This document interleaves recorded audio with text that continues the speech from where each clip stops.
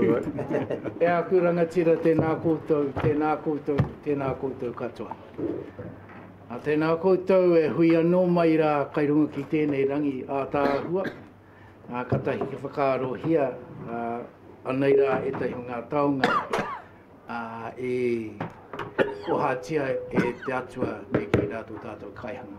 Just acknowledging the beautiful day and its creation for all of us here and to acknowledge our gathering so quickly after last week's RPC. Hoi anu ka tika ki a mihi kēra o ngā mate hei tō mahatanga kai runga te poko hiwi ta tangata. Pērā i a koe rai Liz, nau nei I koha mai ngā mate kai rungi a koe me ki rai a tātou katoa. Tēnei te mihi ki a rātau haere hoki atu rā. As is the case at each of our meetings, to acknowledge those that have gone on before us. Talking to Liz, she's lost some of her family in the last wee while. Also to down at Mākirikiri. So it's a time to remember and to acknowledge. Hoki mai rā ki a tātou te kanuhi ora, e āku rangatira tēnā koutou, whakatau mai rā. Acknowledging each of us here. E inoi matata. It's just up on the board here, on the wall rather. And I'll set the pace, you set the tone and the volume, and everything will be in harmony. Whakataka te hau ki te uru, whakataka te hau ki te tonga. Kia mā kina kina ki uta, kia mā taratara ki tai. He hi ake ana te atakura, he teo, he huka, he hauhu, tihei mauri ora. Cease the winds from the west, cease the winds from the south. Let the breeze blow over the land, let the breeze blow over the ocean. Let the red-tipped dawn come with a sharpened air, a touch of frost, a promise of a glorious day. E aku nei tiamana tēnā kōrua. Mea te kia koe. Okay, so apologies. I'll have to shoot out about 11:15 if we haven't resolved issues. I've got something else I have to do.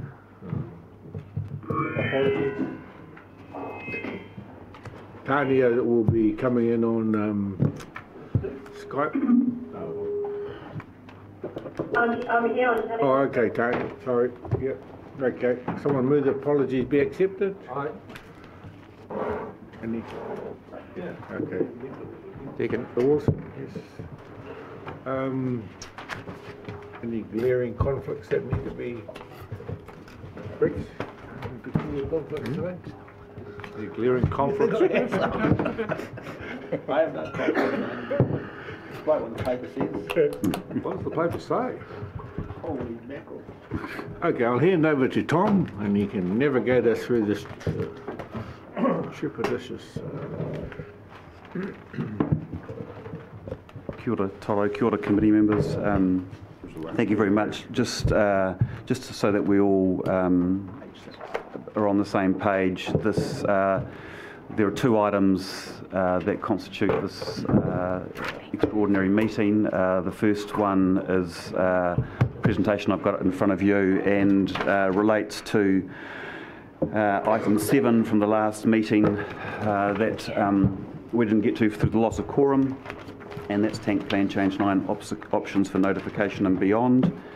And then also we are looking to address Hawke's Bay Regional Planning Committee terms of reference paper, and just to confirm that I think the original agenda that came out, the REM review was on that, but that's been withdrawn. That's not part of this discussion today. Okay, and so the papers have not been reissued, and they relate to items 7 and 8 from the previous meeting. So any questions on that? Everyone's got those? So turning to... Tom, why has the item on remuneration been withdrawn? Because effectively the REM decision is a council decision. It's not a decision for this committee to make on its own, and so I think it was actually raised. Tanya raised it that it's not necessarily appropriate for this committee to vote on that. So that was a matter for council. So I think that's correct, Tanya. Sorry. Yes, excuse me. It's not a decision of the RPC, and I actually don't think it's a decision of council, but James and I had agreed we'd take that offline and have a discussion about that, because the terms of reference sets out the process for determining the remuneration. It really isn't for a decision of the RPC, and it's just a question as to whether the recommendation from the independent advisors is binding on council, or whether council has some discretion there. So I'm just speaking with James about that. But we decided to take it off the agenda for today so that we could clarify that question.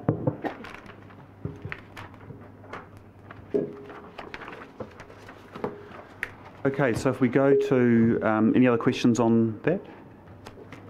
Okay, so if we go to the first matter, which is notification pathways and beyond, just firstly, just apologies from members of my team. Kerry, Gav and Marianne are in Wellington at a policy meeting, so I'm afraid I'm it for today. So you're going to get very sick of my voice. So I'll try and brief you, but be brief. And so, effectively, what I want to do in terms of the in terms of this item, I really just want to set out what the focus of my brief presentation is going to be about, and I do want to just. A paper has been provided, and I've got some detail at the back end of this presentation, which can talk about the detail of the various of the two processes that we're putting up. But in many respects, they're actually very similar, and so I think it's probably just more valuable use of everyone's time to focus on the big difference between the two processes, which is the lack of appeal rights in the shorter process. And I think there'll be I suspect that that's where the attention needs to be, and so we'll have the discussion around that and the trade-offs there. So I will just be focusing on that issue. I'll just briefly discuss some of the trade-offs between the two options, but that won't be an exhaustive list. And I want to also provide some context beyond just the tank plan change in itself, and talk about some of the reform and some of the changes and some of the challenges that this organisation's facing, which is also a part of the reason why we have the staff recommendation in relation to resourcing and work programs. So that's that's what I'll step you through before we get to the discussion. So I'm conscious that Tanya doesn't have a copy of my slides, so is it possible to have those emailed to her? Can you do that, Annalie? Okay, great. So just in terms of an overview, we've effectively got a choice between what we're calling the traditional Schedule 1 RMA processes or a modified streamlined planning process, which is introduced to the RMA in 2017. And I think it's just important to note that they are both RMA processes, and so they are, they're provided for under the legislation as direction. And I think Gavin's paper sets out some very good summary of the criteria and the processes that you go about to initiate a streamlined planning process.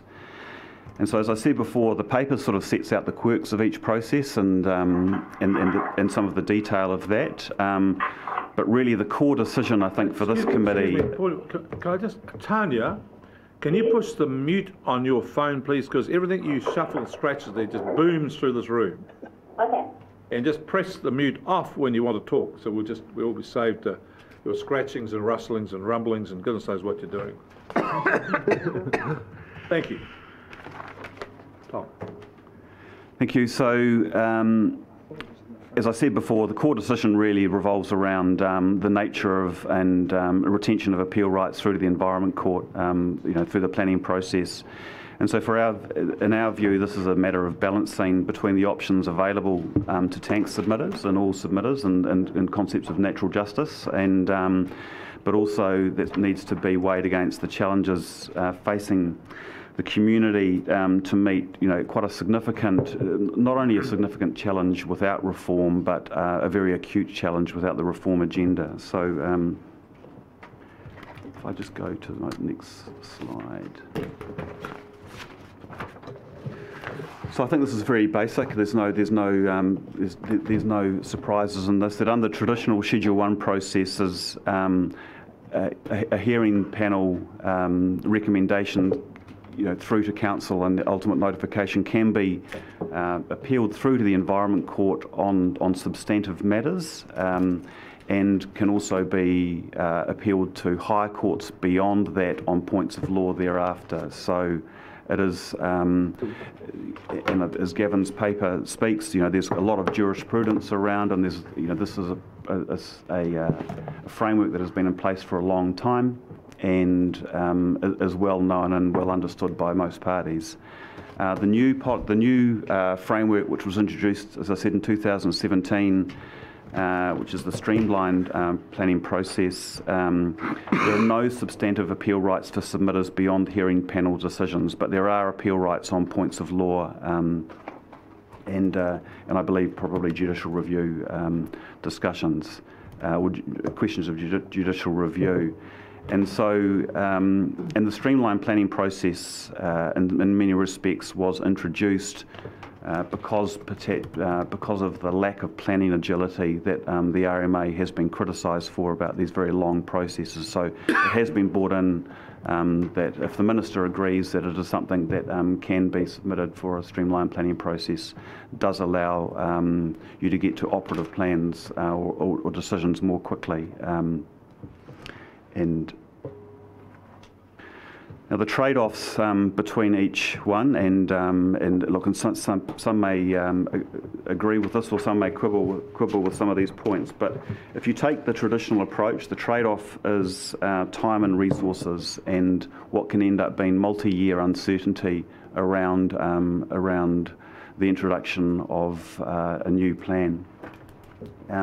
Another trade-off that's noted in some respects is that it can be operate to diminish the hearings process in the terms of the fact that people really save their best till last, and effectively, so you don't necessarily get a full hearing where everyone brings their, I suppose, what you call their A game to the hearings, the submissions and hearings process, because they're effectively keeping their powder dry for the for an Environment Court process beyond.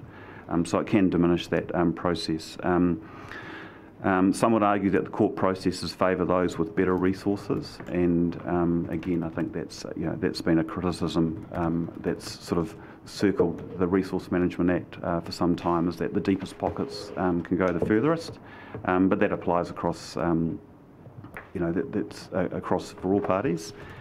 And I think the other trade-off in terms of the traditional approach is what I'd state as the environmental opportunity cost of the status quo, and this is simply the fact that if we do end up in a very protracted, long-winded process, then without an operative plan, the environmental improvements that are contained within the plan just sit there, and we sit with the status quo. Rules and frameworks that govern this particular catchment. But that's not to say that the streamlined approach doesn't come with some trade-offs, and obviously the biggest trade-off is the lack of appeal rights and impinge on what some parties might want as a recourse to non-local resolution. And so there will be some that say, and if we just open book about this, there's some criticism around the extent to which these local solutions and collaborative solutions do actually achieve the right outcomes, and that what's necessary really is to prove this in the national courts of the land, and to avoid any shortcomings of local processes. It means that there's limited or no checks and balances on what will fundamentally be a council or what I call a regional planning committee appointed hearings panel, and so some may feel that if the hearings panel doesn't represent a good bunch of decision makers, then that they've lost abilities to challenge those decisions beyond the hearings panel. And also some might say that there might be issues of national importance, whether they relate to environmental management or aspects of the national policy statement or even the RMA, that we lost an opportunity for them to be litigated through the courts and to advance the general jurisprudence. So I'm just trying to give you a flavour of the pros and cons of either approach in some respects. What I will just want to have a quick conversation around planning agility, and the reason that we have this streamlined planning process is in part because of the criticism of the RMA that these processes can take an eternity, and that improvements at local level can be sort of held hostage by that process.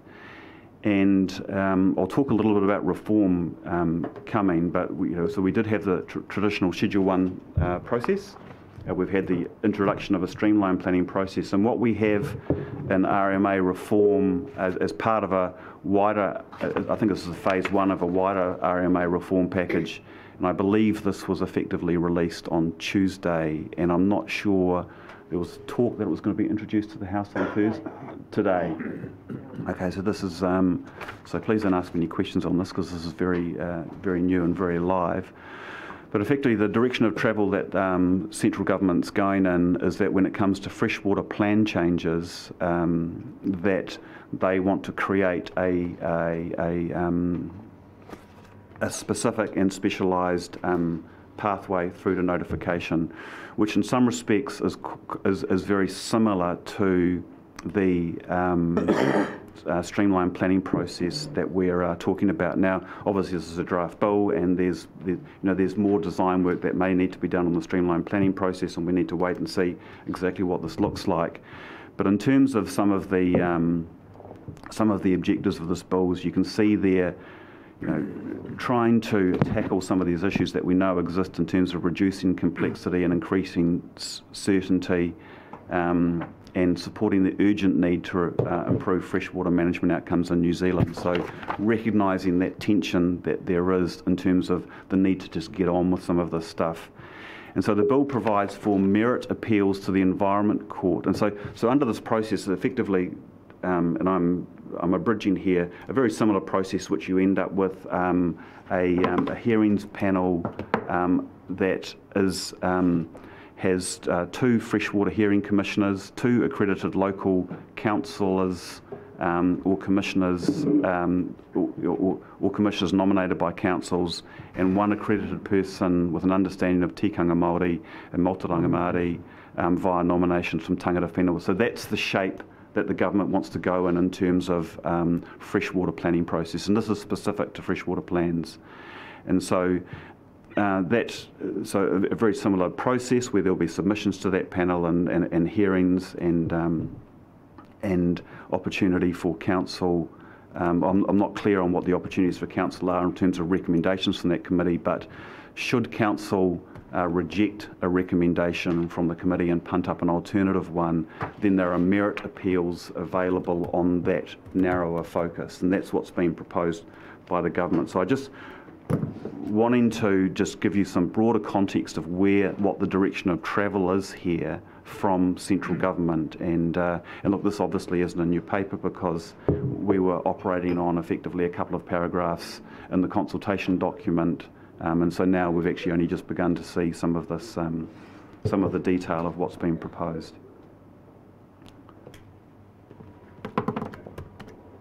Any questions on what's been said so far? Irrespective of the outcome of those 2019 amendments, are not in front of us today for us to decide on, are they? No, well, so I mean that's going to be legislation, and it's tied to the new NPS, the 2020 NPS. And so it is the legislation that confirms, it's the proposed legislation that confirms, I just honestly just skimmed it last night, that confirms that when the new National Policy Statement for Freshwater Management is introduced, which is we expect in the middle of next year, that all councils have until December 2023 to notify all plan changes for the region, so for the rest of the region. So that's brought that date forward from effectively 2028. Can I just reword my question another way, Chair? So we can only consider what's in front of the legislation that's in front of us and is current now. We cannot give any consideration to what may happen in the future in terms of legislative requirements. No, certainly not. But the question. But the point, and so yes. Yeah. But the point of raising it was just to, I suppose, give an indication of the direction of travel that the central government's taking. You lift your voice at the end. So we've been told that we're dealing with complex issues. We don't want to muddy the waters with other stuff, so if we can just move on to the recommendations. I've got a couple other questions about the paper itself, though, Chair. Are we ready for that time? No, I'd really like to just crank through a couple of slides, because I think because that's the so I think at the heart of the level is this issue of appeals is effectively probably going to be the critical one. But in terms of it's understandable that there may be a feeling that that regional council just wants to avoid appeals because appeals are messy and lengthy and difficult but that's the world we live in. I just wanted to give some context around the wave of reform that is coming at us, and that is the impact that it's going to have not only on the resources of this organisation, which is the broader context piece, but also the community, because we effectively, as I've got up there, we've got substantial reform coming in terms of 3 waters, 0 carbon, urban development reform and freshwater reform, and also broader RMA reform. What I spent yesterday, so do you want to ask a question now? Yeah, just a quick one, just to make sure that the answer's coming in the other slides, hopefully. Last night, MFE talked about that local territorial authorities need to ensure that they provide for or are cognizant of these changes. Is that in contradiction to what you've already provided to Councillor Bailey? Because I may have misunderstood your response. I think Councillor Bailey's question to me, and you'll tell me if I got this right or wrong, was when he's making a decision today, does he have to give weight to the fact that that there's a piece of legislation that says in X months' time this is going to be the rules? And my answer is no, he doesn't have to do that. And when they come in, they're going to be the rules, and so we won't have a choice about which pathway we take.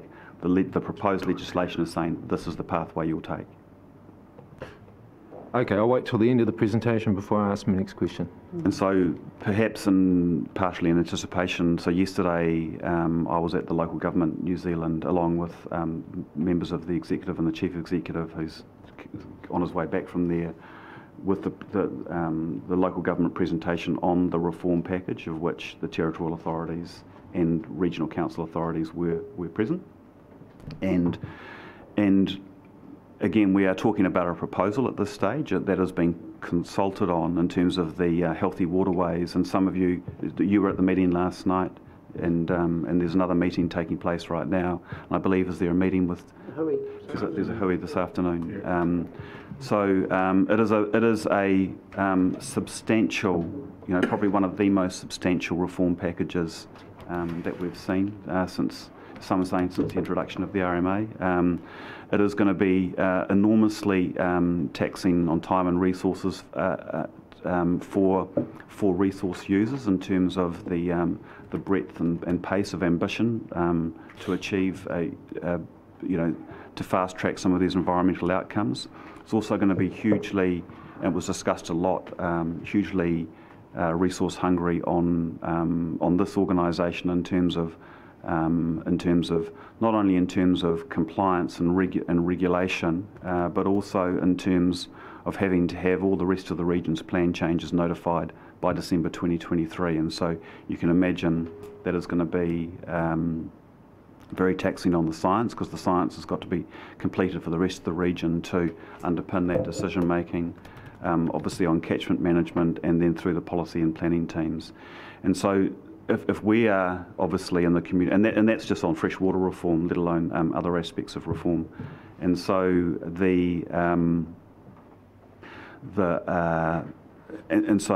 so not only will we be working very hard, but we'll be asking a lot of the community in terms of contributing to those processes, because the proposed NPS also, sets very clear expectations of community engagement and benchmarks for community engagement and some of the outcomes that are required. And so, that's going to be, so they are in some respects telling us to go faster and deeper at the same time. And so that's going to be a challenge not only for us, but it's also going to be a challenge for members of the community, and I suspect in some respects, particularly, and it'll be grist to the mill for tangata whenua in terms of what we're coming and asking of them.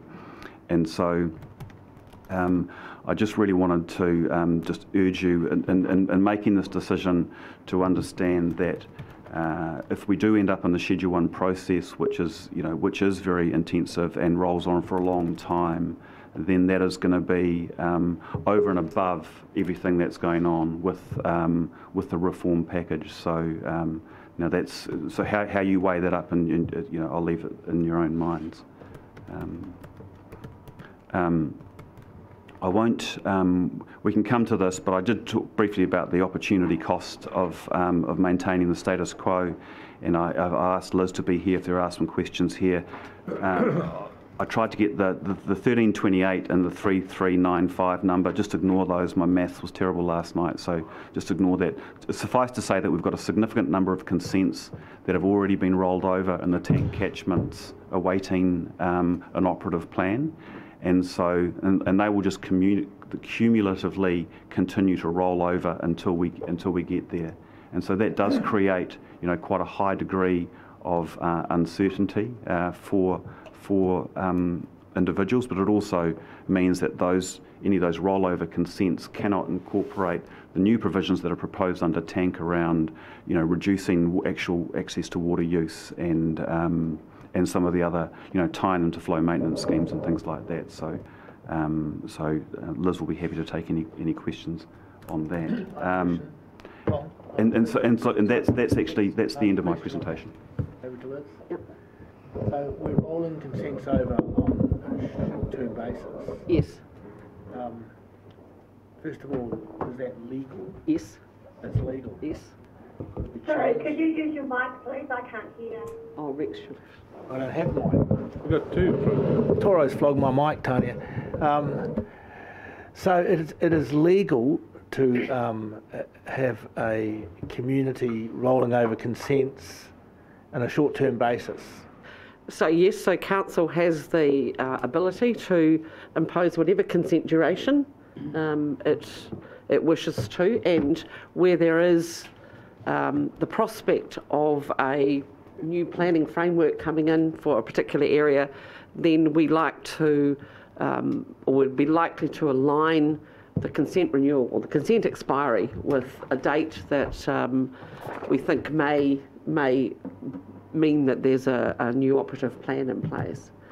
That's that let us down in 2009 though with Twyford and Ruapari, because we were waiting for the Nararoro plan change which evolved into TANK to be done, and so we issued consents until 2013, and of course that then came and went, and we now have the global consent. Brenton. Thank you, Chair. Through you, so just give us an idea how long, when you roll a consent over, what is it, 6 months, 2 years, 5 years? No, it would normally be around about 5 years, potentially. There's, we're very aware that when a consent applicant, if they have to keep applying for a consent, that lack of certainty eventually may impinge on their their business, you know, so we're very, very conscious of that. So just looking at the numbers there, you know, if we, depending which path we choose to travel, there's a good chance that we'll get a plan change set, but then we're going to have to wait 2 or 3 years to bring everyone back into line to get the new consent to actually make a physical difference to the environment. So if you look at the numbers below the red line, you know, we're looking at nearly 1,900 consents between now and 2030, and if you look at the fact that the majority, you know, if a tank plan change through a Schedule 1 process was going to take as long as the RRMP through the first schedule process, which was 7 years, you'd be looking at about 1,700, 1,800 consents that would have to be rolled over again until we have some certainty. Thank you. Thanks, Gloria. So can you just confirm also, Liz, that in the process of rolling over, we can't apply the provisions of the plan change that we just agreed for notification the other day, which means that those consents that are rolled over can't be examined on the basis of actual and reasonable use and therefore pared back? That's right. Until the plan is operative, it doesn't have effect in terms of our consent decision making, and any policies that are within the plan. You know, so for example, at the moment you have a moratorium imposed on water takes, but that anyone can still apply and provide some science to justify a take.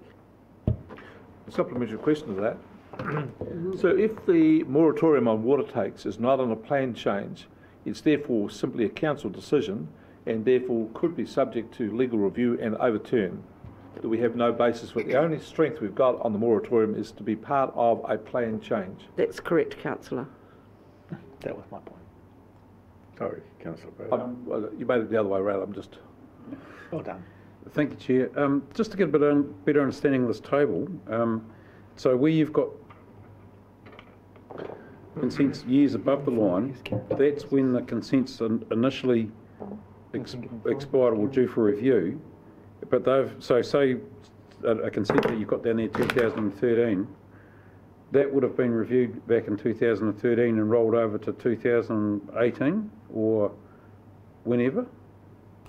So are they, I mean, I'm just not too sure. Question to you, right? All those ones that are before 2019, because are they just sitting there, not been reviewed, not been rolled over, nothing done with it? Oh no, the current consents, but they're short-term duration, and for example, you'll see some of them listed in there because that's a complete list, are actually Plan Change 6 applies to them. That's now operative, so we have more certainty around that. But the some of the others, for example, the unconfined aquifer consents are due had a short-term up until this year, and so they're due for a renewal again, and we'll be looking at another short-term duration of consent. So it would seem, sorry, Chair, just to follow up from that, so it would seem to me that table is a bit of a nonsense in terms of they're not actually, some of them in there are okay, some of them aren't, some of them aren't actually, that, you know, one from 2012 in Bayview is no longer, has been rolled over to a particular date, which is sometime in the future from 2019, and yet it looks to me like, and you've got, like I say, you've got the Ruatanifer in there, well they've all been resolved through Plan Change 6. So I would really like to know what the actual challenge it is in front of us. If we're going to put up a table like that, I would like to have seen it being the actual, what it actually was, a much better indication of what it was. Yeah, and that's a fair call, and it was done. As I say, it was done late last. I think the Order, point. please. Councillor. Thank you, Mr. Chair. I'll respond to follow that. the order. My question is there potential in the rollover process to make any amendments to the consent conditions? If they're provided for it in the current regional resource management plan, So yes. is there scope within the current plan to in any way limit the existing terms and conditions on rollover? So are we able to impose a lower quantum, for example, take Discharge? We could, but we'd be much more vulnerable to appeal. If it's not in the current plan, we'd first of all had difficulty justifying it, and then secondly would be. I'll go back to it. In the current plan, Yes. is there some measure of flexibility to introduce an amended condition which would be in some sense more onerous or on the consent holder than it currently is? I'm not suggesting introduce any new measure. I'm saying what's in the existing plan that could be more or less liberal than it was in the first interpretation. Right. Look, that's actually difficult to answer, Councillor, only because without looking at each specific condition, I wouldn't like to say yes or no to that. What the plan does do is list the matters that we can address through conditions, and that could be rate of take or, time of, seasonal volume or a whole range of things.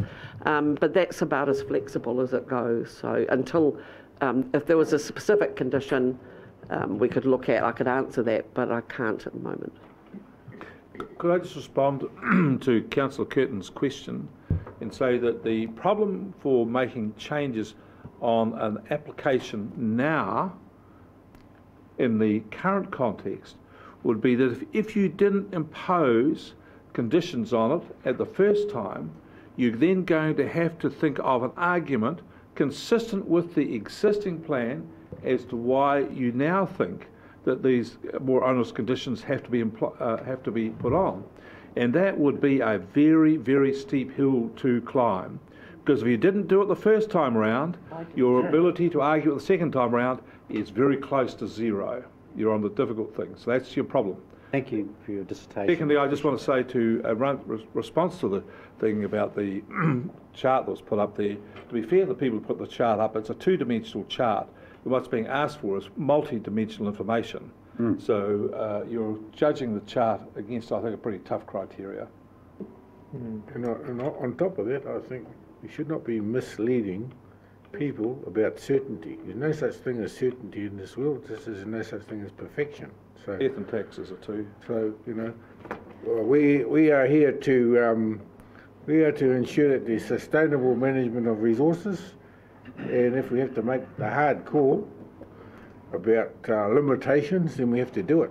And we can talk about 15 years, but the scientists say we know it won't all be alive then. So we have to put things in context about. Are we in the debate phase of this? I'm just putting a context to the delivery that we have been given about all these impending things that are coming.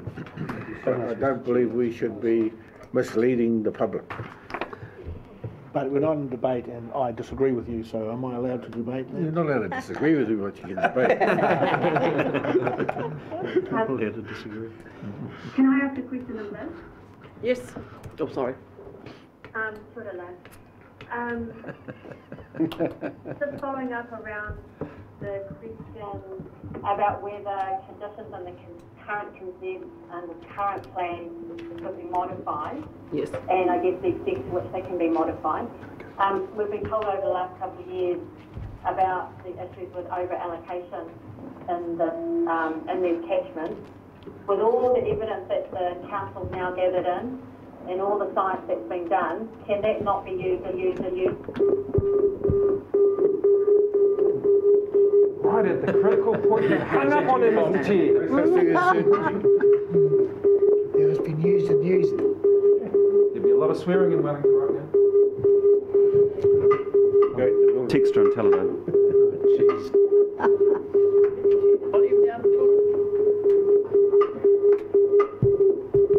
Oh, Tony, on me. Still there? Oh, here, that thing. Let's squeeze this in. Want the answer now? Because they can't see them. Did you get enough of that? Chair, Yeah, do you want the answer now? Chair, I have, Mr. Gavin Ide prepared quite an exhaustive step through of the various processes. I'm not proposing to go through those. I'm happy that that's the end of my presentation. You missed the opportunity to answer a question too. I think Rick Rick answered it. Oh, Rick. Yeah. We have a question from Councillor Bailey. Yeah, I just had a couple of questions on the paper itself. As long as they're not debatable ones. No, not debatable ones. Can paragraphs 5, 6, and 7? Can you confirm for me? Someone confirm for me that means that this particular decision has to be made in this committee to make a recommendation to full council. There is no ambiguity about that. Can I wait for the Deputy Co-Chair to be back online before I answer that question? Okay, that's fair enough. And I'll plead the fifth. I won't plead the fifth, but I think Tanya will have a strong view on that, so I think she should be heard. Yep. The other one was paragraph 44. I'm curious to know, there's a claim there that there's a real risk the longer it takes for tank plan change, blah, blah, blah. Then timeframes to complete the NPS planning for all the remaining catchments will become ever increasing. I'm curious to know why, because surely that's just a matter of, to me, it's a matter of how well resourced the planning team is and the science team is. And that's a different issue from saying this is going to happen if we go a particular way. That's on current resources. Yeah, I agree, it possibly could, but that could be a decision we could make to change that. So my experience from the water conservation order, which is when you sort of are and you're lining up for that in terms of and this is so obviously there'll be a big input into the hearings process because we'll be presenting that. But if we then have to maintain and hold that through to the through the Environment Court, that is also substantially taxing of those resources. And so I think what is there in paragraph 44 was true when the paper was written. Now that we have a better sense of flavour for what the reform package is in terms of the pace and speed of all the other work as well, then I'd say that's even more so and even more of an issue, which may even be requiring us to, when we actually see what this reform package, how it lands, because it's obviously, it's got a way to go, is obviously going to impact our work programs, and we'll have to be coming back to this committee having that discussion. Yeah, so if I could just follow up questions to that, Chair, and perhaps rephrase the question slightly. So the only way that you can see us running say a Schedule 1 process and the Mohaka and Moral plan changes simultaneously, which is essentially what would need to happen to meet the 2023. The rest of region too, southern as well. Yeah. Then we would have to increase the resourcing of your team to be able to do that. So in other words, get some more bodies on the ground so that we could run them all simultaneously. Yes, and that was discussed yesterday at Local Government New Zealand. Every council in the country is faced with the same thing, and everyone's kind of relatively interested to know where all these people are going to come from. Out of the sky somewhere. Can I add an answer to that too? I think in addition to the resourcing requirement, one of the other things that we will be looking for, albeit that the science is obviously tailor-made for each catchment, but we will be looking for some consistency across all the different plan changes in terms of rules and requirements. And so the longer that the tank plan change remains uncertain or relatively undecided, the more compressed the time comes for us to be able to complete the other plan changes as well. Would it be also fair to say, following up on that, that the longer this plan change is in suspense, which at least would appear to represent to most of us our best effort to date, to craft a regulatory regime that we think will provide for safer, cleaner water. The longer that's in suspense, the less appealing it is in a way to transfer those provisions into additional further plan changes on other catchments. Was that not the case? Would you? I guess that was the point I was trying to make too, that, if you've got something that's currently, up for challenge, you would be a little bit reluctant to go through the motions again and again, until it's landed somewhere. happy to hear from her. Tanya's phone battery ran out, so she's just trying to get reconnected. And then she'll be Right, okay. Let's give her a few minutes. Okay. So look, maybe in the interest of time, Chair, if it's okay, I'll have a first crack at answering Councillor Bailey's question, and I think I'll be able to give a quick summary to Tanya, and she'll. Are we happy with that? Yep. So I'm not going to get you to repeat the question, but if I paraphrase your question, is that I think in summary you asked me whether it was unambiguous that whether this was a matter for the Regional Planning Committee, and I cannot say that it is unambiguous that this is a matter for the Regional Planning Committee. And if you look at the legislation and the terms of reference, you could,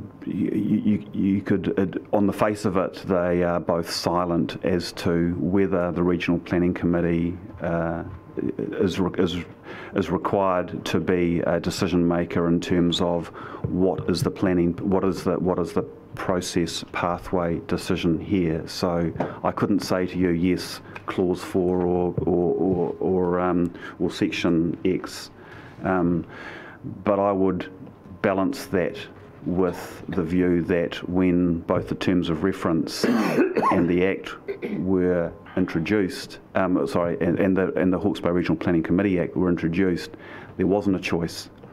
And so it's not necessarily that, so it may be a fact that the legislation's sort of gone past, and the framework's gone past the actual, what the Act says. And so so my view is that while it is not unambiguous, and that was the question you asked me, so I've tried to give you as faithful answer as I can, it is not unambiguous that this is not a question for the RPC. And so I think my view is that it is appropriate that it has come through there, seeing it is so intricately linked to the notification decision, and also I think there are some, some strong matters of interest, and especially some strong interests that Tangata Whenua River expressed. So, so it's an answer of two halves for you, but. No, fair enough, Tom. Tom, on Councillor Belford. On this point, the terms of reference document that we're going to be taking up next has a footnote at the bottom of the first page that says that under the Act, in the event of an inconsistency between the obligations of council under the terms of reference and its obligations under specified legislation, the specified legislation prevails. So does that mean if there is legislation saying, I don't know, we have to do something by time X in another piece of legislation, that overrides, from the council's standpoint, that's a directive we need to eat, basically, and it overrides the provision we're now discussing with respect to the planning committee? I think. Or does that just create another grey area? Well, no. So, but I think we have to be careful that we're not conflating two issues here, because there's this decision in terms of which pathway we're going to take, and like I said, that the from my read of things, that you didn't have options back when the terms of reference and the legislation was were crafted. So it was actually not something that the legislators or turned their minds to, and so there's that decision. If we were in a situation whereby you were beginning to punch up against statutory timeframes, and particularly now that we have, I'll correct that answer. We don't have it. It is proposed that there is going to be some compressed timeframes to deliver the National Policy Statement for Freshwater Management, the new one, but notified by 2023. But we don't have those now, and so right now we're not bumping up against any of those statutory timeframes. And so I'm raising this in a different. I'm not limiting this to a discussion about freshwater plan changes. If we had to meet a deadline to rewrite HPUDs, or we had to meet a deadline to come up with a Three Waters whatever, and and the effect of meeting these other responsibilities mandated by law were that we were going to lose all of our staff because they could not work 80-hour weeks 5 years in a row, would we not be obliged to follow the mandate of the other to meet those other deadlines anyway? Yeah, and so I think the terms of reference actually, the current terms of reference actually does contain a provision, and I think it's in the current refer back provisions, is that which are problematic in themselves in terms of decisions, no decisions. But there is I'm pretty sure there is, and someone can correct me if I'm wrong, there's a line in the current terms of reference which says that you kind of keep referring back unless you start bumping into those statutory timeframes. I think that's in the current terms of reference. I can confirm that. So I think I don't want to. I can't speak for Tanya, but I know that James, the question's been raised in terms of the is this a decision of the RPC, and I tried to defer until Tanya got back on the line, because I know she had a view, but whether it's probably not for us to speak to her view. So presumably you've covered the fact that a strict reading of the legislation, I think anybody would read the legislation would see that it doesn't refer to process, it refers to preparation. And I guess, I assume you also made the point that when the RPC Act was enacted, the streamlined plan process was not within legislation. Yep. So a choice around this might not have been presupposed. But I think the question of the planning track is at least in part one of a question of council resourcing and prioritisation, and those bring into play things such as the Local Government Act and the council's overall decisions about its work program more broadly. So I think you could make a case that those are decisions that could or should rest with council as opposed to this committee.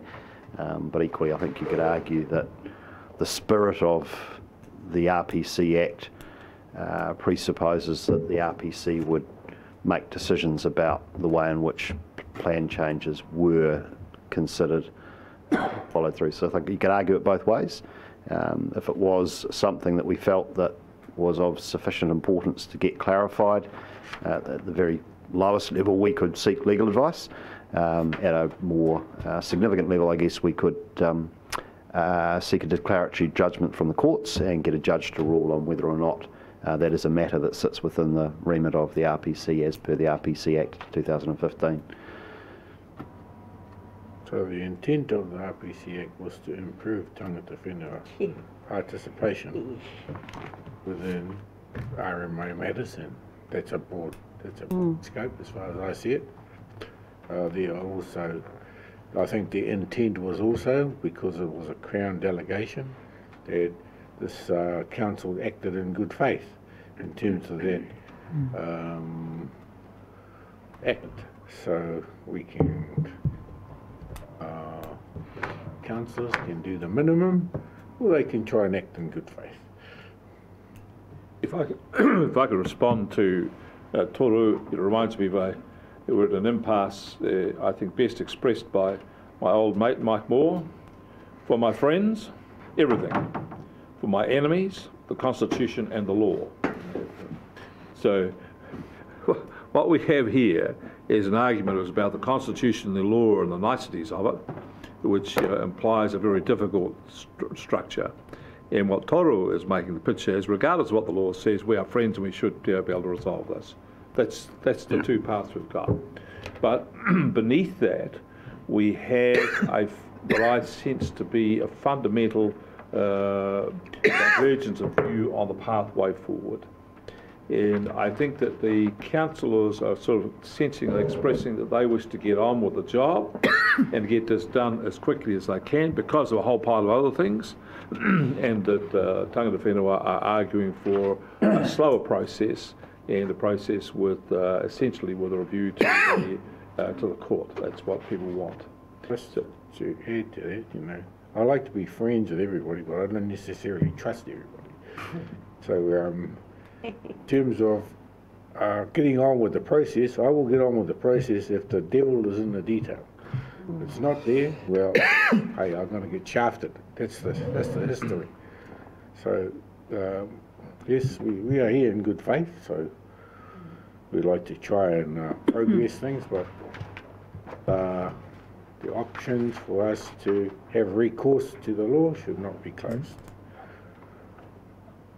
No, just So, Chair, if I may, just in relation to the point that's been made about acting in good faith, look, it's precisely for that reason that the council staff brought this matter forward to this committee on the basis that I think we would agree that certainly the stewardship of these plan changes through their entire life cycle is the business of this committee, and therefore matters around the process and resourcing are ones that that we would see as appropriate for this committee to consider. The question of the strict legality, I think, arises where there is a difference of view that can't be reconciled, which, in other words, this committee cannot make a recommendation to the council either way, at which point the question must be asked, what is the council to do? Obviously, in the latter item on the terms of reference, there is some discussion on the absence in the current 2014 terms of reference of a disputes resolution mechanism. And so a disputes resolution mechanism could be invoked where there is not agreement at this committee. But at the moment that is not part of the current terms of reference, so we don't have such a mechanism laid out. So in the absence of that, the question is there for council as to what it should do if we simply can't get a resolution. So we can have further meetings on this matter into the new triennium and continue to try and get some agreement, but ultimately if we can't get there, and that's part of the challenge of having this 80% voting rule, you can't have a simple majoritarian decision on matters as per all the other council committees and all the other council decisions. So it does create a situation where quite frequently, and we have experienced this, it's very difficult for this committee to actually land a recommendation for council.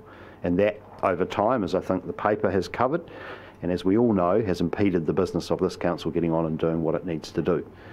And at some point, the council will need to form a view as to whether or not that's tolerable in the broader interests of the community. So, Mr. Chairman, are you ready to entertain a motion? Well, I would like discussion on the recommendations, yes. So I suppose a motion. So we are ready to go into debate on this? Well, I am, but I mean, are you happy that we get to that point? Well, Mr. Chairman, I will move the recommendation as presented in the paper for a modified fast track. Okay. Can that motion be put up on the board? Needs to be seconded by somebody. I second that. Second that? Rex?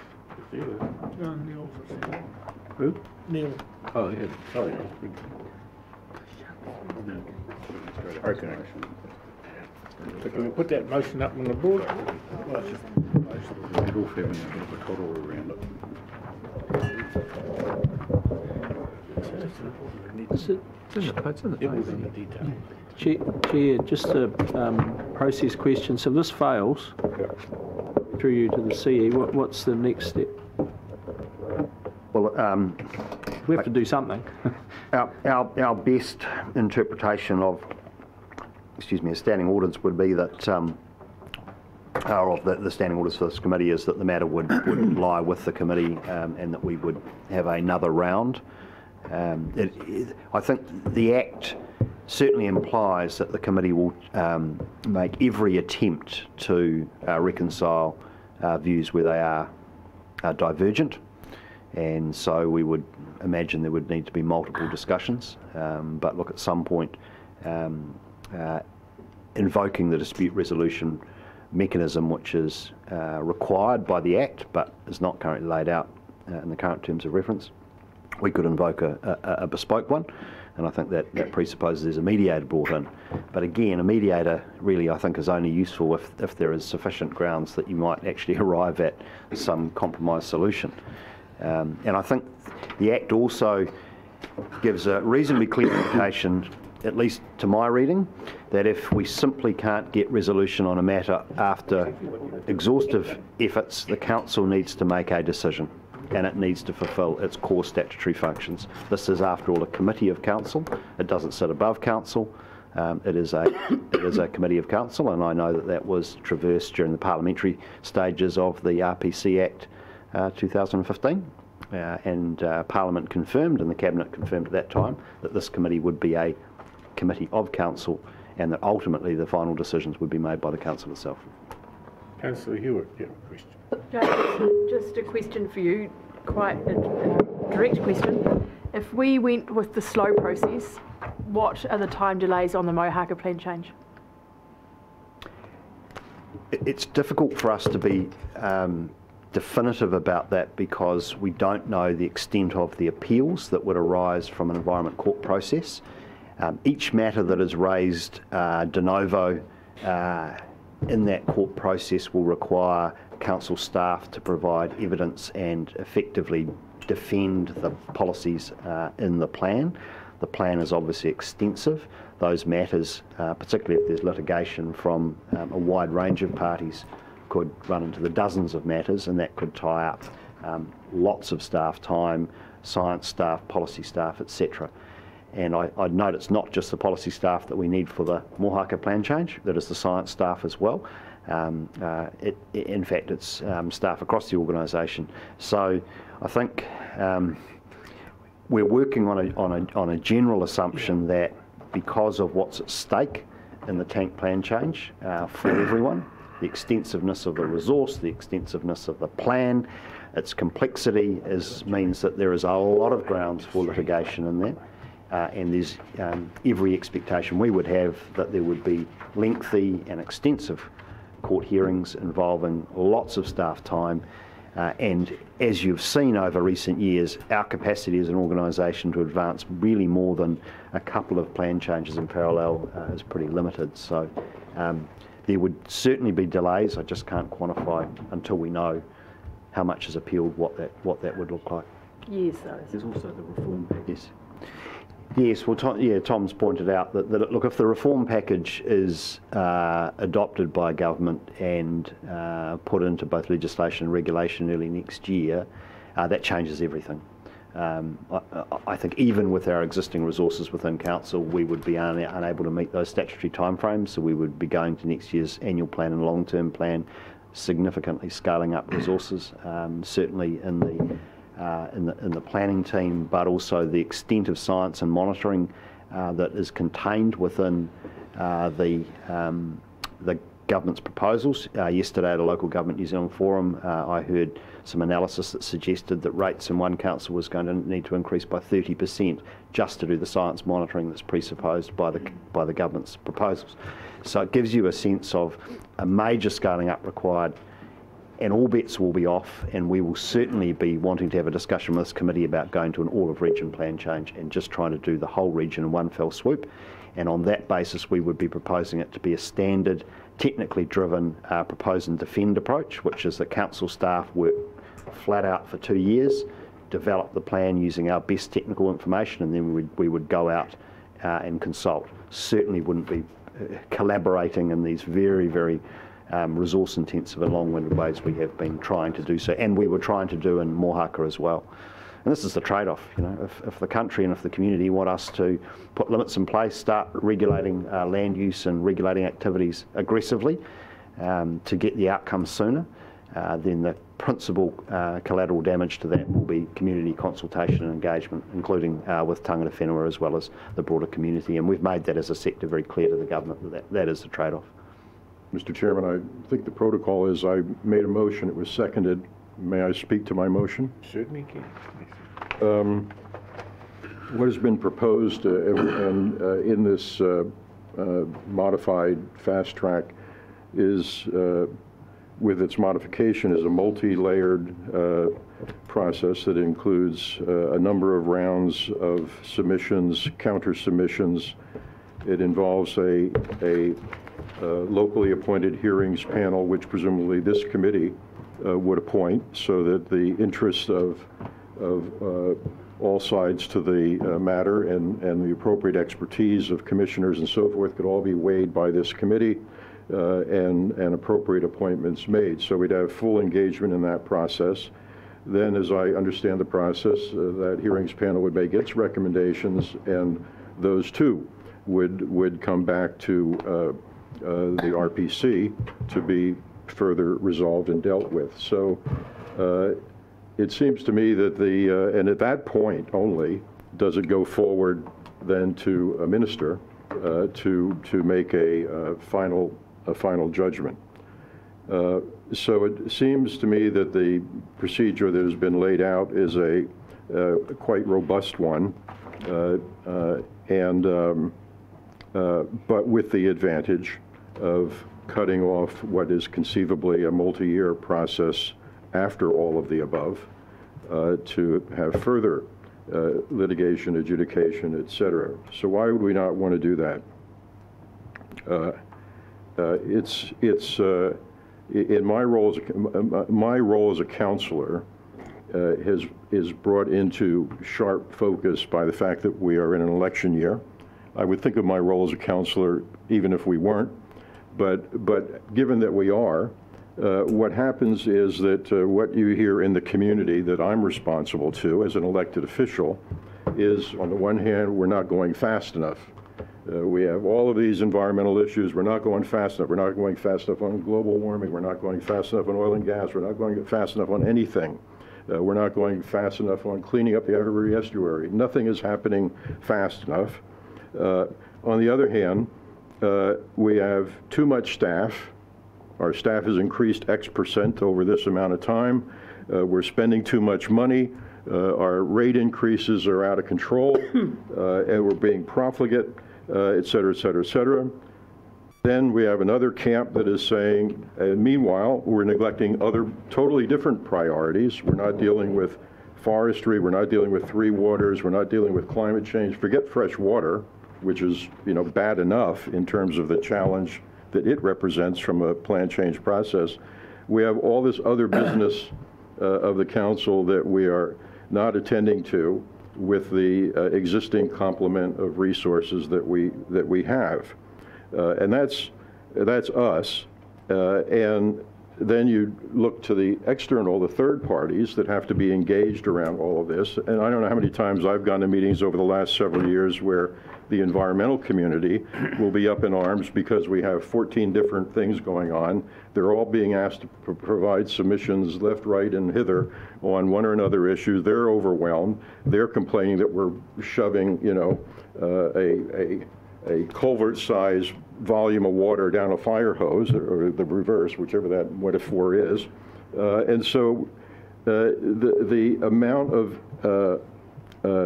amount of change that people want to see in this space in terms of improving our environmental stewardship across a wide range of issues, not just fresh water, is daunting.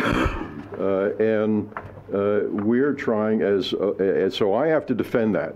As a counselor, I have to defend how we are prioritizing, what resources we are taking from the public to meet those objectives. I have to defend that as an elected official. 9 of you don't have to defend it.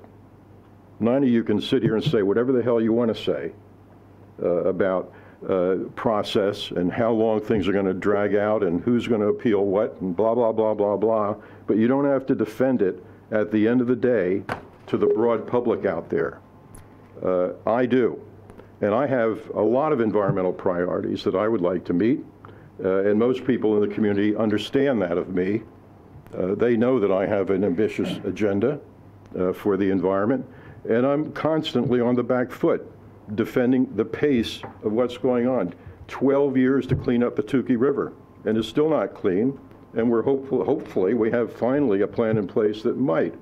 But I have to, I have to go to the public and defend that record against a candidate who is a mayor for 3 years, a councilor for 3 years, and watch shit go by his back fence all that time, and tells me now I'm not moving fast enough. I'm just telling you, I'm an elected official. I have to deal with this. You don't, Toro. You're not accountable to anybody. Got 8,000 all right? members of my... So, Chairman, pull this up. stop interrupting me. I have my allotted time to speak. Please.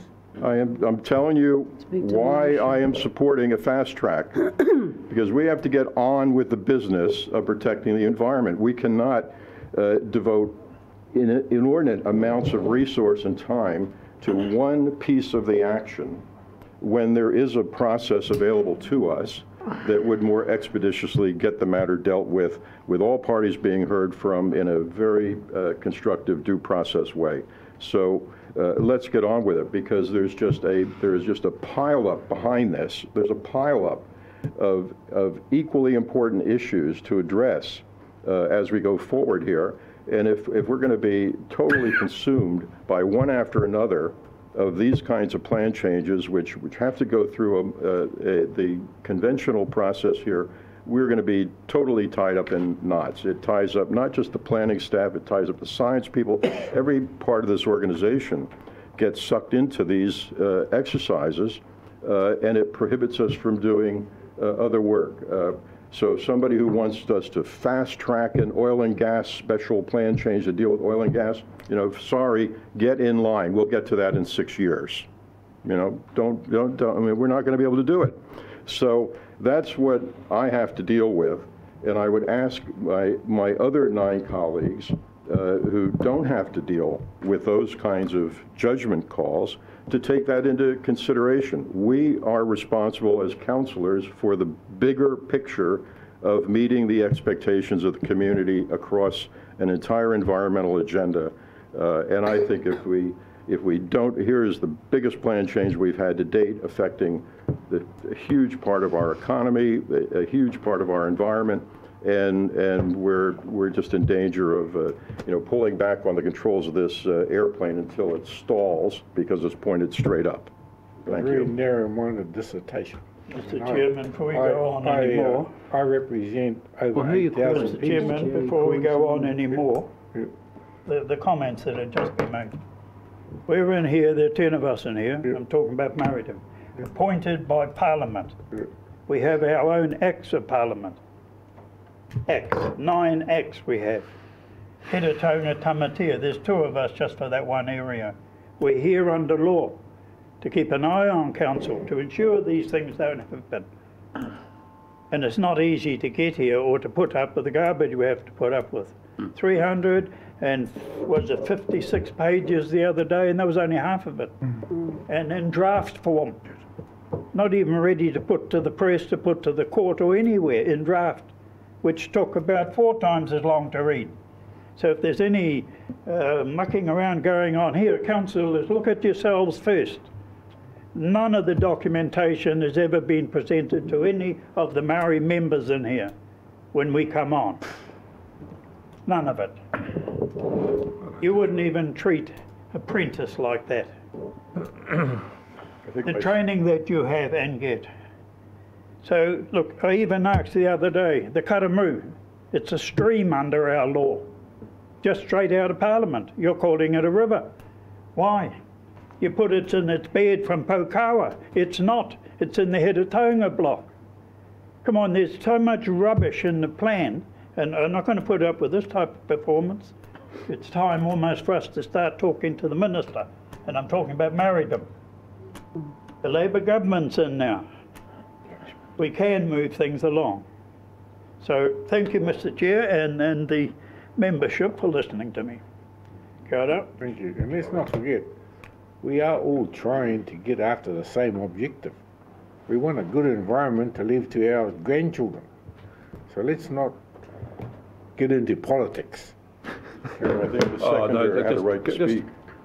Can I just offer just a comment here? Look, there's a bit of tension in the room. People are going to say things which we're all a bit edgy about. I just think without the commentary back, oh, you're saying this and saying this, just let people have their say, and as long as they don't cross the line, move on. It's a free and frank discussion, and let's try and see if we can resolve this. I'm sure I'm going to hear some strong words the other way too.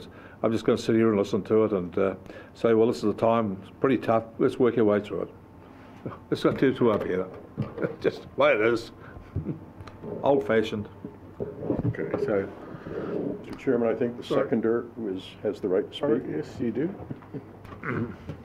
Are you calling me, Mr. Chairman? I'm calling you a seconder. Thank you.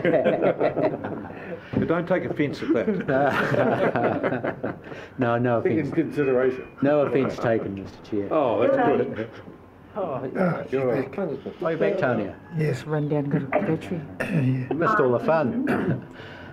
Thanks, Mr. Chair, I do appreciate the words you've said in regard to what we're here for, and that's to improve the water. That's our overwhelming obligation to the people we represent. I represent constituents, and so do you, Mr. Chair, so does every Tangata Whenua member here. Does represent a substantial body of individuals and whānau, and we all have a job to do. As Mr. Paku says, there's a mandate to do that, and so let's just put that aside for a moment and get down to the business of this committee. This committee has a very serious job to do, and it has to do that job with very substantial urgency. We can't wait another 7 years. We've got too much at stake here, and we've waited too long. And I just want to point out to all the committee that we're in this together, and we have obligations to the communities we represent. And what I'm saying is that this is one part of the process. It's one step on the way that we get this plan changed into the system and get it considered. It's not the end of the trail for the committee. The committee has got an opportunity, multiple opportunities right throughout its process, with a long process or a short process. The short process doesn't seem particularly fast to me at all. So what we've got in front of us is an opportunity to progress this. We've got an opportunity to continue to input. We can appoint. The next decision making, I'm sure, will be for this committee to appoint the panellists to hear the plan. The draft, once deliberated, will come back to this committee for consideration. So it's just a step on the way, and I just think we might be jumping at shadows, thinking that there's some magical right that's being removed. Well, it's not. Let's get real about this. This is an opportunity for us to progress this. It's one bite of the elephant, and we need to take it as quickly as we can. Chairman, could I just ask that you ask Tanya to use the mute button again, please? We have a texter. Oh, have you? Yep. Oh, good. Okay, so just, Tony, you may have missed the fact that the motion has been moved, or the recommendation has been moved, and both mover and seconder have spoken. Do others wish to say something? Thank you, Mr. Chair. I've got a written statement which I'll go through rather quickly so that I don't exceed 5 minutes, so make yourselves comfortable. Acknowledging the previous comments of councillors before me, there are criticisms in our community. Actually, there is a growing sense of anger, particularly amongst Māoridom, around the changes represented in this plan change, its impacts and the protection measures for over-allocation. The principled discussion of where this conversation around process happens will indicate where the commitment of Hawke's Bay Regional Council's stewardship lies when considering their obligations to the same communities mentioned and committees mentioned in today's meeting. If this RPC cannot make decisions of council, which ultimately this will be decided, this decision around the streamlined process may ultimately be decided by HBRC councillors, despite the expressions of a willingness to work collaboratively together for our shared constituency. I appreciate the cost expended to date and the timing and efforts and the outcome and the challenges ahead, and the sense of urgency and where it comes from for our councillors, especially when you overlay policy development and pending legislation at a central government level. I'm speaking against the motion that has been put to the table in regard to following a streamlined process. Schedule 1 of the RMA enables Māori, iwi and the Hawke's Bay Regional Council constituency, which includes the hapu of consent holders mentioned in previous RPCs. Māori interests, concerns and environmental science are not represented by the elected members of HBRC. This plan change reflects clearly there is no scope to incorporate and minimal range of willingness of this council to work in collaboration for future generations. Despite this being in direct contravention of the indicators from central government and the ministry officials as early as this morning and yesterday, these processes have failed our constituency and your constituency, and particularly abandoned the HBRC's treaty obligations, both articulated obligations and legislated obligations. MFE is signalling for months. Money has been invested in the developing and articulating of Te Mana o Te Wai, and indications that this will be a compulsory component of a holistic approach to water solutions.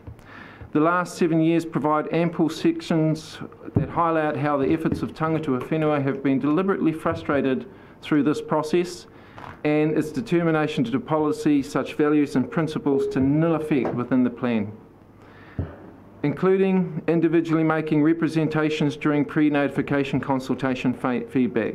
7 years of Tank, and I've witnessed the same pattern of dismissal and indifference that was further reinforced in last week's RPC meeting and has been reinforced throughout the Tank collaborative process. 7 years and $5 million in Tank has been meeting with token willingness to achieve a collective outcome in the disguise of partnership, where mana whenua have constantly throughout that 7 years lobbied and articulated their concerns. This is evidenced by questions from Tank members. In the year 6 of their work, I had the privilege of attending a Tank group meeting, and I was impressed by the level of, I said this last night, I was impressed by the level of willingness and collaboration between our industry partners, our farming community and our cities. It was actually really encouraging to watch. The whole ship was scuttled by one torpedo, and that was a question that went along the lines of, after 6 years of collaborative work, what is Te Mana o Te Wai? I don't get it. What is it? And then consequently, an hour of discussion amongst that panel that continued to undermine the value of that very principle, which mana whenua, also your constituents, have been trying to put on the table for 7 years. And RPC have been doing the same. I have challenges around the minutes and the way they were recorded for the last meeting, but that's a different issue. The Tank has marginalised in a model of collaboration heralded by HBRC as an innovative and promising group of dedicated and collaborative members of the community. Tank members and Plan Change 9 recognise, acknowledge and implement anything that would protect the rights of economic activity and business across Hawke's Bay without threatening the over-allocated rights of those same sectors. For mana whenua, the Tank process, this RPC committee and HBRC were all represented as positive forums where mana whenua would be able to work in a genuine approach to partnership during the formation of this and other policies and rules. This was seen, and these mechanisms were understood to be viable alternatives to the costly Schedule 1 process, an alternative for mana whenua in actuality. These were convoluted and drawn out mechanisms to further, bad English here, were meant to represent the ability to work through a Schedule 1 of the Act. Sorry, that doesn't make much sense, that sentence. Schedule 1, as long as Schedule 1's in there. This was seen as a viable, so our Tank and our RPC were seen as viable alternatives to a Schedule 1 process. We wanted to avoid the Environmental Court and the EPA, and we wanted to work in collaboration with our partners to ensure that we were building multi-generational management plans that addressed an emergency situation in our climate. The Schedule 1 process is very familiar to iwi, and again, it is the primary measure left to our communities and to mana whenua to bring change to policy and planning at a regional and local territorial authority level. Several times this table has reiterated that we can capture these expressed concerns in the submission process. That was where mana whenua were indicated to take their concerns. For mana whenua now, the hopes of our constituency is best secured by the Schedule 1 process. It is therefore my expectation that Hawke's Bay Regional Councillors will continue to represent this mechanism despite the moving and seconding of this motion to enable some equity. Anything to the contrary would clearly be interpreted as further efforts to undermine the very constituencies that are represented around this table. Anything other than a Schedule 1, and we have only a Schedule 1 of the RMA rights, including the right to appeal the decision to the Environmental Court, and these will be used. We know that. You know your plan, we know your plan. Appeals are coming. We only have our first full schedule of the RMA rights, including the right to appeal any decision in the Environment Court, which is the same and only mechanism available to your constituents, which you have marginalised over the last 7 years by encouraging the SSP or the streamlined process. This submission and forums are critical to the fairness and equity and support of natural justice and to give value and mana to the work of TANC and this organisation. The SSP has different gateways to participating in the forum and the selection criteria of panels is just one of those gateways. The streamlined process further removes mana whenua from the ability to engage with every available mechanism to provide equity and balance in this plan. TANC and RPC are examples of where mana at the table are in good numbers, where mana whenua are at the table in good numbers, and we're articulating very clearly our expectation and needs for the environment and its recovery, its land use and water management. Yet, as I look at Plan Change 9, I see those concerns sidelined and policied out of effect.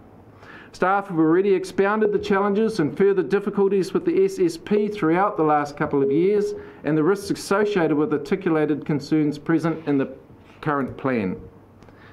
Going out for notification. Last couple of paragraphs, Mr. Chair. As mentioned last week, this plan does not recognise mana whenua expressions throughout the 7-year journey. The policies further devalue the ability to give effect to mana whenua aspirations and concerns, further disregard in the abandonment of the principles of the treaty, and the cost of partnership for future engagements with this council. Once again, mana whenua are left with no effect or reflection of discussion and partnership, and iwi must now rely on appeals and submissions to get equity. The Schedule 1 process enables the democratic process to submit and engage in the formation of this plan going forward. It is my expectation as the mana whenua representative to Wairoa that all New Zealanders will want to seek and secure their democratic ability and their rights to engage in the pathways available through the Schedule 1 process as we address this plan. The Council has a number of occasions has reinforced that this is good work, 7 years of robust discussion, and the current plan is the best effort that HBRC and TANC can produce from its collective resources where applied. Accountability from our constituencies is equal to the accountability of Hawke's Bay Regional Council councillors. We are no less held to account by our constituencies who are also your constituencies. However, only the 9 iwi representatives here are able to articulate Māori concerns with clarity. So while we share those constituencies, 9 at this table have been dedicated with the task to articulate concerns and to work proactively with this council. Accountability from our constituency is equal to yours. The difference is councillors of Hawke's Bay Regional Council are resourced to engage with their community. Iwi are not. We do a lot of our work on a voluntary basis. Yesterday I attended 2 MFE meetings, one in Wairoa, came back here to Napier to attend the second one in the public hearing. All unremunerated. Why? Because it's a priority to be at these meetings and it's a priority to participate in these conversations. I'm not concerned with remuneration. That's not what drives us. Equity, fairness, and solid plans that deal with multi-generational solutions. These further a decision to press for an SSP or a streamlined process will undermine our democratic ability to engage in changing some of these parts of the plan.